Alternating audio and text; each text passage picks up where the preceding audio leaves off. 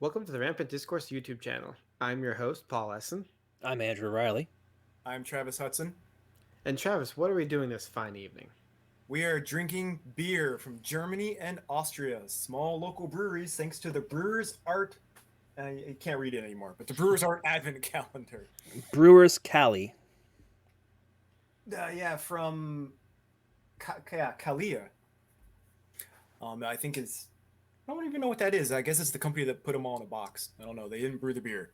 Anyway, I can't do it on one hand anymore, so we're up to 11. Elf. We got Elf on the shelf. No, that's not a tradition we do in our house. Well, you have the Elf beers up on that shelf.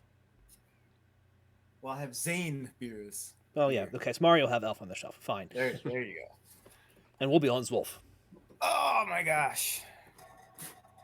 One day those are all going to fall down when I do this. It'll be hilarious. Speaking of hilarious, Can we take a moment to discuss this can? Sure, let's go. What? Okay, what's Hausbrendel? What is Hausbrendel? House something. I don't know. Is it house girlfriend or something? All right. I don't know what that means. That's not something I looked up. I actually was thinking about that as like I need to look that up, and I didn't have time to look it up properly.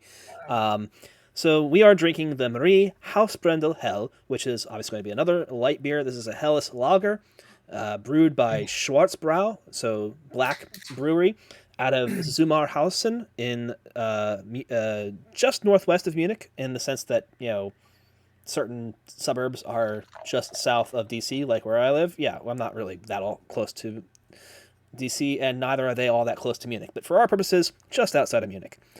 They have an interesting story in that they've been around since 1648, they say.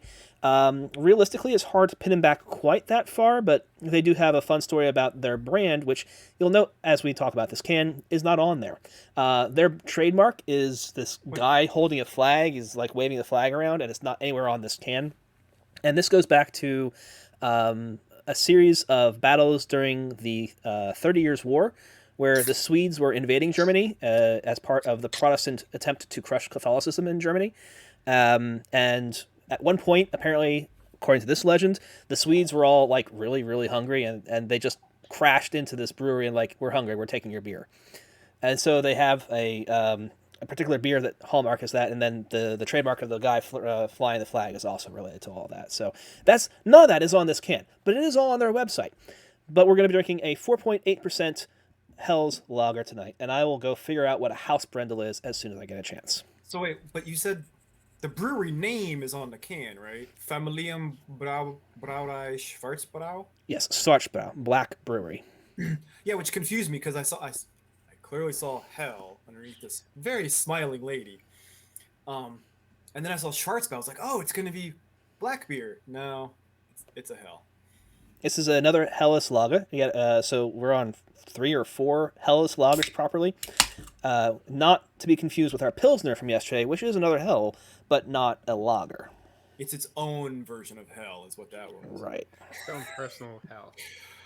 Yeah. This lady is holding 8 steins. No. Well, this is very traditional. 9 steins of beer. This is very, very traditional. The serving girls, for the Oktoberfest will often be carrying up to 10 steins at once.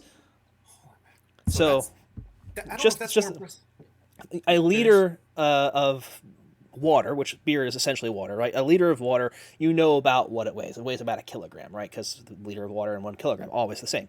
So that's 2.2 pounds. 2.2 pounds, essentially, times 10. That's a lot of... Plus, the weight of the glass is not insignificant either, right? Right, the glass probably weighs more than the beer. I don't know if it weighs more, but it's... If you're using Andrew's stein, it definitely does. Well, that's the thing. They're going to be having the proper liters. We're drinking half liters. We're getting half of a serving of beer in these. So, although I asked that in jest, although now I forget what I asked. Did you ask something? Maybe you intended to ask while you were something. talking liters, I don't know. It'll come back to me. Well, I'm glad Paul was listening because he's like, well, you didn't ask anything. Well, we were talking about the woman carrying 4 and 5, so probably actually has 10 properly. Oh, there you go. Yeah, I don't know why that jogged my memory. You said a liter of water weighs a kilogram? Yeah, is that the definition? Oh yeah, isn't that like the definition of one of those units? I think. Yeah, because they try to make sure that they're all consistent across. But yeah, so regardless, beer is going to be slightly more dense than water, I think. So it'll be a little bit more than 2.2 pounds, but not much. I stand by my statement of damn metric. I will tell you what, I am totally okay with imperial units for a lot of things. Like miles, I can handle that, right? Temperature, Fahrenheit, no problem. I do a lot of times prefer Celsius, but I can handle Fahrenheit. I like Fahrenheit. I use Fahrenheit all the time. Volumetric imperial is bullshit. I do not like cups. I do not like ounces. I'm not a huge fan of gallons. I understand liters. There's probably also a reason why most medication, even in America, is dosed in milliliters. Because Well, the sciences are generally a metric, right? yes, because it's the more international version, I think. But like, very occasionally there will be like, because I don't know about you guys, we tend to like lose the cups for different medication, but like we'll have like one be like whatever, this has measurements on it, and then it'll be like 2 tablespoons. I'm like, what? How do I have 30 ml. I guess that's good enough. I don't know. Usually I will Google it because I don't want to overdose my kids. The worst part for me is in baking, and I'm baking, and so everything's in imperial, and it says 2 tablespoons of this ingredient, and I'm like, shit. Is that which one of these is bigger and smaller? Is the tablespoon bigger or the teaspoon bigger? I don't know. Like, I have a teaspoon. Do I use 3 of these for 1 tablespoon, or is it 1/3 of this? Well. I don't know. See, that's the problem. Yeah, I always have the tablespoon and the teaspoon, so then I just have to figure out which one to use. Yeah, I'm not trying to do the conversion of one to the other. That's your problem. Just get more measuring spoons or whatever. That has its own problems. They're scattered across the house. Kids are amazing. I love them, but they are destructive, and they lose things in various corners. They have their own sets that I let them use, and then like there's the ones that like, no, these are up in the cupboard. Although they climb the counters. So. The little monkeys. Yes. Although every time my wife I know she gets scared that they're gonna fall or like complains that they're climbing, I'm like, you climbed the counter when you were their age. Don't give them too much guff. So let's talk about this beer briefly in relation to our beer yesterday, because I think that's going to be significant for helping to understand the differences here, because this is another Helles lager, whereas yesterday we had a Pilsner. And I think this one sort of hits the highlights of a Helles lager pretty strongly. So yesterday we had very, very crisp and light, whereas today it has a little bit more warmth and heaviness to it, and is fuller, for lack of better words, I would say. So you can see some of the differences between those two styles. It's going to be a little bit darker as well. I think yesterday was a very light beer. Yours are looking a lot darker on your screens than mine. Like, when I look at mine in person, even looking at it in my, reflection, as it were, it looks darker on the camera than it does in person. Yeah, I will agree. That's definitely the case, yeah. Looking at mine, it looks lighter in person than whatever video's showing. Yeah, this almost looks like a Marzen on the video, but in person it looked more like a Pilsner.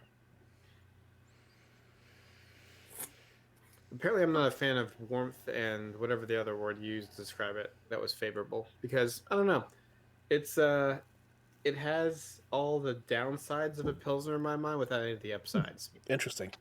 It doesn't have a particularly nice smell. It doesn't feel as crisp or refreshing. It's like you said, it's a little heavier. It's a little harder to kind of just casually drink. But it doesn't have like the flavor of a Vienna Lager or a Marzen or the other beers that I like more. It's kind of flavorless and heavy, at least in my opinion, so far.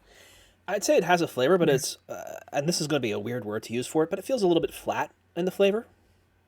It's not, attacking the tongue. It's letting you find the flavor, and it sort of sits there and then hangs around for a while, maybe longer than you want it to. It's not attacking the tongue like those Swedes attacked the brewery. Well, to be fair, apparently the battles were all done, and they didn't attack the brewery. They just sort of ransacked it and said, "Give us your beer," and they took it. So where's the guy with the they flag looted it. come in? I didn't fully understand the whole story, but this is that guy with the flag. Harkening back to rallying the troops is very much their brand. And What you don't know is he was waving a white flag, being like, "Yes, take everything from the he's not brewery." French. This is Germany. I don't know. If you're talking about Swedes, they border France. Like, who knows what's going The on there? Swedes do not border France. Oh, Swedes, not the Swiss. Wait, the Swedes were invading? Yes, the Swedes invaded Germany. Oh, no, I was the same way as you, Paul. When he said the Swedes, Yeah. it's like, really, the Swedes? But no, yeah, Switzerland is. I don't know neutral. why. For Okay. some reason, my brain just went straight to Switzerland. Yeah, it was King Augustus had converted to so Lutheranism and invaded Germany to help fight on the Protestant side in the 30 Years' War, which was a very, very religious war. Protestants versus Catholics tore Germany apart. For some reason, it seemed more reasonable that Switzerland would invade Germany than Sweden.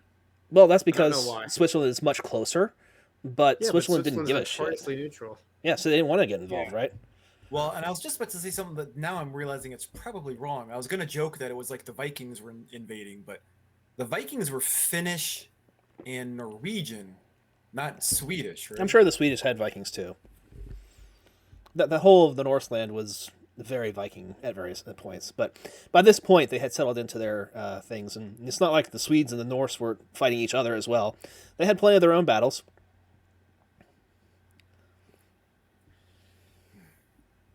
So that's everyone's homework. Read up on the 30 Years' War. So wait, It's a that's pretty right, you cool said war. Norse. Wait, you said Norse. Who is Norwegian? Norway. What? Norway. Okay, so who's Norse? Is that Scandinavian? Thor. Well, okay, I'm Well, wondering. Thor is not Norse. He's Asgardian. Well, in the MCU. But are because like people from Holland are called Dutch. So is there some is it? Are they not Norwegians? Are they People from- Norse? People from Holland are called Hollandaise. No, that's I saw that But one you coming. It know- was still bad. yeah, I know that. That's what you, Come that's what on. you put, that's what you put on eggs Benedict when you stay at a B&B. Because every time you stay at a B&B, you're gonna get eggs Benedict. How about I answer a different question? You wanted to know about. Andrew's like, I don't like this conversation. You had asked yesterday about anime to show your 7 and 9-year-old children, and so I did. came with some Particularly answers for 7 you. and 9-year-old girls. Right. 7 and 9-year-old girls. So that's different from what you'd show a 7 and 9-year-old boy. That's absolutely fair. And I came up with some Sexist. answers. Because we Well, it believe is- in gender stereotypes. Well, I do, certainly. Especially after I've been drinking. And not to derail you, it's not so much reinforcing gender stereotype. It's just like, unfortunately, there is like a cultural influence on kids that they will prefer one thing over another in general. Unfortunately, girls can only like one thing and boys can only like another. That's Pink just and how it blue. is. There you go.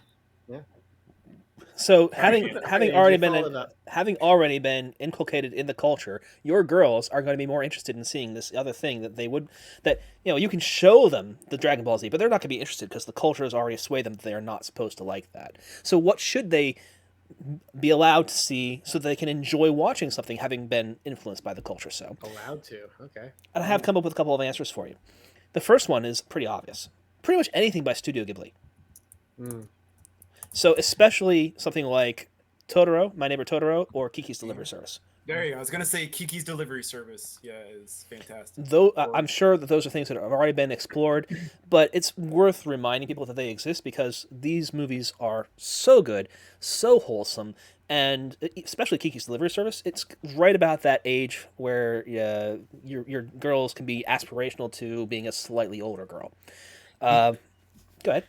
Oh no! Before you go off of that, one also awesome thing about Kiki's that I really hadn't noticed until I think I read some article somewhere about it is the fact that Kiki's a witch, and no one makes a big deal about that.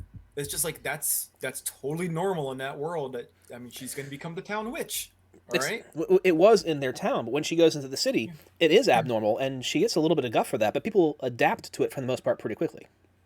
Right, but it's like not the stereotypical like the witch is the bad guy or is the outsider or something. Like she's very quickly accepted into the community and does good. I hesitate to say this because I feel like it's going to derail us way more than I intend, but my hot take here is I feel like Studio Ghibli movies are a little slow and a little boring. And I'm That's because worried that you're that's a going to be. guy. Well, It's possible. and you're American. It's also true. No, I say that, and like a lot of anime is slow. We joke about Dragon Ball Z, but think about how slow Dragon Ball Z actually is. Sure, but there's also usually like a earth-shattering, I've powered up to the highest level humanly attainable every single episode battle, that goes on. Whereas you don't have like anything happening in a lot of Studio Ghibli movies. I don't think you have nothing in Studio Ghibli I'm movies. just saying, like, you compare it with, like, I don't know, Slayers, right? Like, there's like the Giga Slave or whatever she cast it. Well, you're also comparing movies to TV shows, which are different. Sure, Have to hit different beats, right? So let me go with some TV shows. I've got 3 different ones, 2 that I haven't seen yet, but I saw recommended from various internet sources that I find trustworthy. And of them, one I definitely need to go see myself because it sounds really cool, and one that I have seen myself and can confirm is a good choice for children in that age range. And they are called K-On!, which I've not heard of or seen, and probably not going to go see.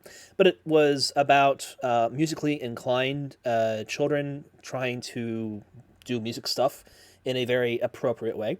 A lot of girl positive moments there.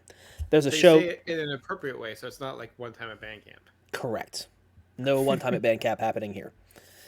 The next one is called Gamers, which is about basically a game club, and that's the one that I need to look into more myself. Looks like it's probably pretty fun. Probably fun for my kids' own to watch as well.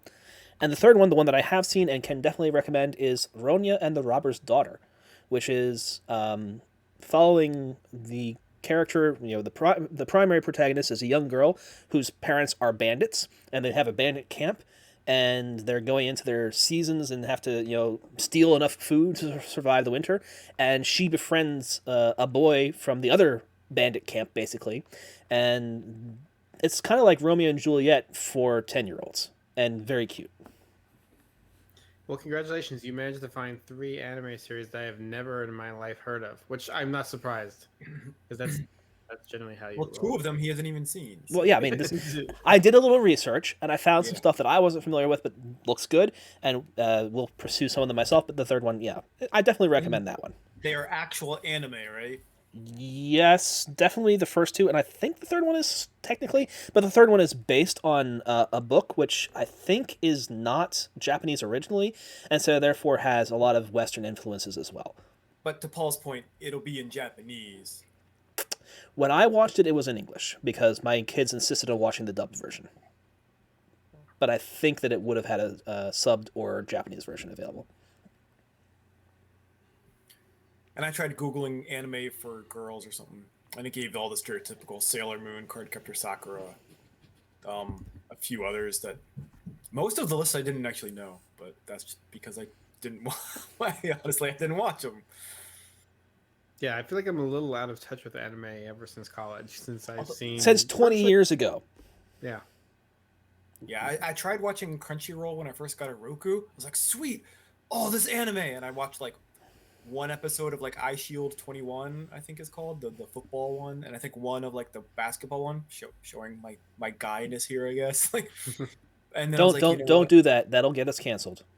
But then I was like, but it was like too much. Then I realized, one thing with anime is there is too much anime. Like if you just open the fire hose like the first time you open Crunchyroll,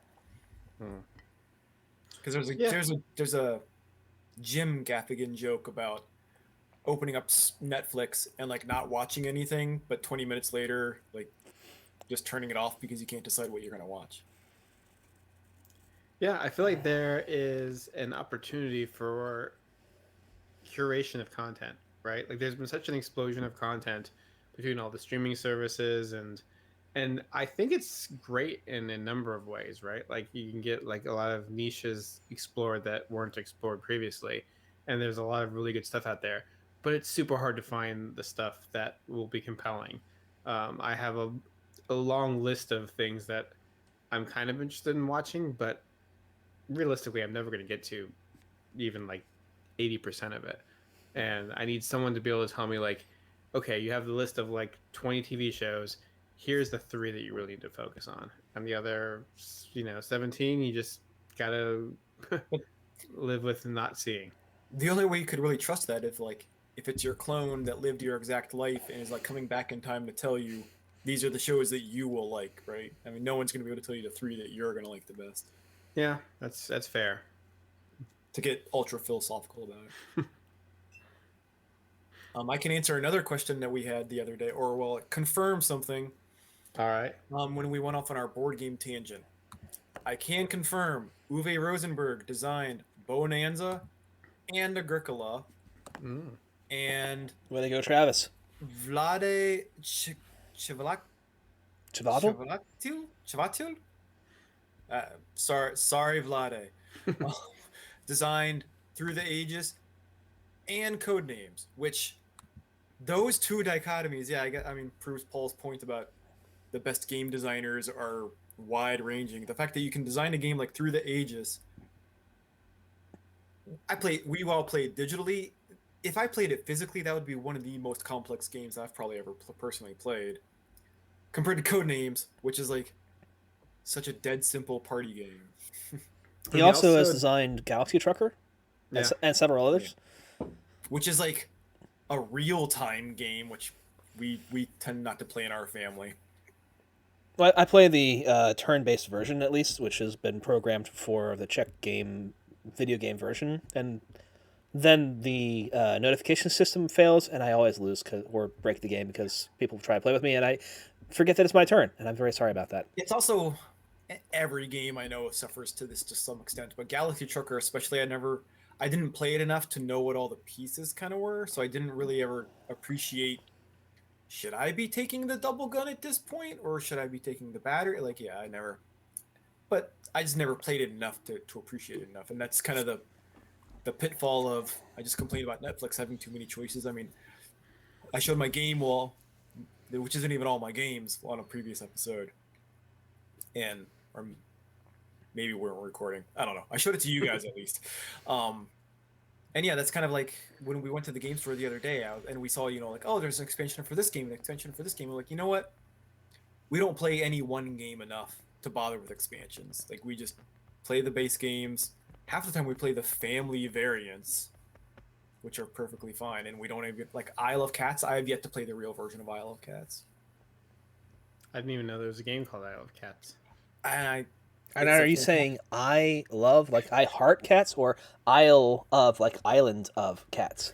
Tom Vassell on the Dice Tower hates the name of this game precisely because of reasons of like that. Although I think hates it because he thinks of aisle like a grocery store aisle, as opposed to an aisle like a small island. Because the plot of the game is there's all these cats on an aisle, and some pirate is coming to like catnap. I guess it wouldn't be kidnap; it'd be catnap them all. And so you have 5 days in the game to try to get as many cats onto your boat before the bad guy comes and takes the rest away. It's a polyomino game. So, as I wrote on the website, polyomino and tile laying are some of my favorite mechanics, because it's basically playing Tetris in real life. Did you know that Vlade also designed a game called Star Trek Frontiers? No. Is it based on the TV series Star Trek? It re-implements Mage Knight.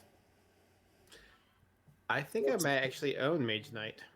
No. Okay, so apparently it's a Mage Star Trek. Wars. Maybe it's a Star Trek reskin. Good lord, the playtime is 60 to 240 minutes, and it's a weight of 4.31. Through the Ages is 4.4, so pretty similar weight. But sounds reasonable. 240 minutes. My goodness. 240 minutes isn't that bad. 4 hours for a game. It's a long time to commit to a game, but if you can do it in the Through the Ages turn-based and asynchronous that we get to do, great. But obviously, that's not been done yet. It's also it's also just the range, like 60 minutes to 240. Well, like, that's a long difference. Do I need to play an hour or 4 hours? You're talking to somebody who would, before he had kids and before he was married, would routinely have people over to his house for the entire day to play a single game, whether it's diplomacy or Axis and Allies or whatever it is. Like, just set aside an entire like 18-hour time period of maybe you get to finish the game and maybe you just end it because everyone wants to go home and go to sleep. You weren't setting aside that time to play Monopoly? No, not Monopoly. It's one of the still funny Dane Cook jokes is when he's talking about playing Monopoly and he's like, you know how every game of Monopoly ends? You flip the table and say, fuck you, Grandma. You win. Wow. Such anger at the grandmother. It's because the All right, grandmother's so the only one who's going to play with Monopoly these days. We play Monopoly Junior. We actually have Gamer Monopoly, and that's actually a good version because it's guaranteed Gamer Monopoly. Gamer Monopoly, with Mario brother characters. It's basically because it's guaranteed to end basically after 8 times around the board, I think. And like you're trying to defeat all the Koopa kids and then Bowser. So should we discuss the beer? Oh no, Chav's still drinking. All right, Andrew, you give us your thoughts about the beer. You timed that perfectly every time I take my last gulp. I've sort of hit my highlights already. We have another Helles beer, and it's another Helles beer. I think comparing it to yesterday is particularly useful, but I think as a beer, it compares more to the other Helleses, which makes a lot of sense. It's warm, it's comforting, it's an appropriate beer and very tasty. But does it convince me that it is going to stand head and shoulders above anything? No. But is it something I would drink more of? Yeah. So I mean, we're back in that same. It's a beer. It's a good beer, but at least it avoids that. Really low. They are. I mean, I love beer. As long as you actually are a beer, that's the thing. When we get the Hefeweizen out here, you got to be a really good Hefeweizen. But when we have even a crap beer, like, you could throw a Budweiser in here, and I'm like, this is really bad beer. But I'll drink it again. But maybe. Give me 3 more. What do I win? Another beer. All right, I'm going for the record. So, I think I'm holding it up this one a little bit higher. Not so much I need to think about it in terms of the other Hells we've had. I'm comparing it directly to the Pilsner we had yesterday, which I did not like. And so this is like getting a couple of bonus points. And so I need to like rein myself in, I think, from that comparison. Well, compare this to the Grumpy beer, which we had on the very first day, right? And we all liked the Grumpy beer. Then that's the thing is like, this is it. To me, it's funny that you're talking about how like yesterday's Pilsner was like, you said like crisper or cleaner. No, I don't know if you use those. Those are my words, I think. But like, I guess like to me, almost this was, but that's also because I just preferred the taste of this one more. So the bad parts to me of the Pilsner yesterday, I guess, overshadowed any crispness or anything of that. But I understand what you mean about that one being good for summer's day. I mean, this one, it might not be that quite good of a mark, I guess. Yeah, like it's not something to break out when you're just trying to sit on the porch, like kind of what I think of when you're drinking a light beer like this. So for the pros, I want to give mad props to whoever designed this can, because the juxtaposition of this really, like, I don't know, idealized, smiling, carrying who knows how many liters of beer. Like, about five liters of beer. With this most stereotypical outfit imaginable. Or maybe and 10. Then the hell in the most, like, bold, just contrasting font. That's A+ trolling right there, because they had to have known what they were doing. I don't care if hell means something special in German. I was gonna say, what is hell in German? Light. No, what is what is the place that you go to for all eternal damnation? Oh, in German. I don't know. Okay. More research for Andrew. So anyway, A+ for the can, because that's great trolling right there. I think I've already mentioned before, like, apparently I don't like Hells as much as everybody else. But no, yeah. No, you prefer the darker beers. That's definitely something we've talked about. But not liking Hells is a little surprising, because you do like Märzen's, and there's other Hells that you have enjoyed. So then apparently I'm using the wrong terminology. I just don't like this beer. Apparently, spoiler alert. Well, it was. Well, it had it was lighter without any of the pros of the lighter. It didn't have like the crispness, the refreshingness. It was heavier. I unremarkable, if I could think of a single word. Like it was just nothing stood out as a positive. Would I drink it again? Sure. Like if that's Andrew's standard of would I drink it again? Yeah, why not? Because it wasn't Why terrible, not? but I'm aiming for roughly like a 50-50 kind of thumbs up thumbs down thing, and to me this was very easily one side of that, which we'll find out soon enough. The problem with aiming for 50-50 is like you could be rating stuff bad or like good or bad now when it could have been like the first 12 were good and the second 12 were bad, right? As we go way further in, our ratings are going to become more sophisticated, certainly. But yeah, that's a tough thing where we have to make these ratings in a void, and so that's why my threshold has been pretty low so far. The would I drink this again? Yes. Would I buy this again? Kind of question. Those are important ones, I think, because if you're willing to buy it, I think that means something. And again, are you willing to buy it for the price? If this is $2 a can, $3 a can, would you buy it at that price? And if you say yes, then I think it deserves a thumb up. That's actually pretty cheap for this size of beer, but yeah. All right, so should we give the gladiator style ranking? I don't know which. Okay, Travis, you next for 2 seconds. Yeah, I don't know which way I'm gonna go. It'll be All right. instantaneous. 3, 2, 1. Oh wow! I gotta raise my thumb up a little more. I expected that'd be the only thumbs down. You guys seem to be much more effusive in your praise. It's a good beer, but going with the would I buy this at $2 or $3 a can? The answer is probably not. Maybe, but there's not enough here to convince me that it is worth a premium. I'd still enjoyed it. I don't think it's a bad beer at all, but I don't think that it. We're now 10 plus 11 beers in, and I can tell you that there are many in this pack also that I would have enjoyed much more than another one of these, and I would rather go get those. So that's where exactly what you were saying about having had experience with this pack already comes in. And to one of my other thumbs down, the Wiener Lager, I'd rather have had the Vienna Lager from Devil's Backbone, my local brewery. Where we all gave thumbs up to Vienna Lager. did I? Yes. Huh. Low standards. Low standards. Low standards then. Fair enough. I think I was very hesitant on that one. Like I was like to be fair, there's no video evidence of it, Andrew, but yeah. It was all 3 thumbs up. Fair enough. I don't remember. It was a weak thumbs up, yes. It was a weak thumbs up. This one easily could have been another weak thumbs up, but I just what is that? Here. It's just as much of the thumbs down. It's a weak thumbs down. This is a very weak thumbs down, right? This is a fine beer. Yeah. This is not. They're not giving us crap in this, which is great. Yeah, I'm happy to see that they're not giving us crap.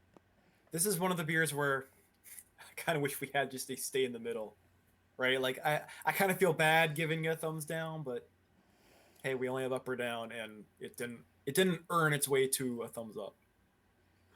I don't feel bad giving it a thumbs down, and I feel bad saying that a little bit, but it was. I think I would prefer almost every other beer we've had so far, and I guess, I mean, and there was one bad one. So. Okay, well, almost every other beer we've had so far, and the way I've been thinking about it is, if I went up to a bar and ordered this beer and I drank it, would I order it again? Right? Like, did I like it enough to order again? And I think very clearly I'd be like, nope, I'm going to get a different one. I'm not going to get... What if she brought it to you? If she brought me 9 of them, like, I'd say, okay, for the price of one, sure, I guess I'll take it. But can I get maybe a Märzen instead?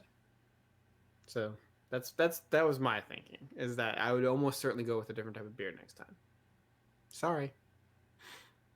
All right. Well, thank you for joining us, and hopefully you'll return tomorrow for what hopefully is a better beer, because we all gave this one a thumbs down. So can't stop the discourse.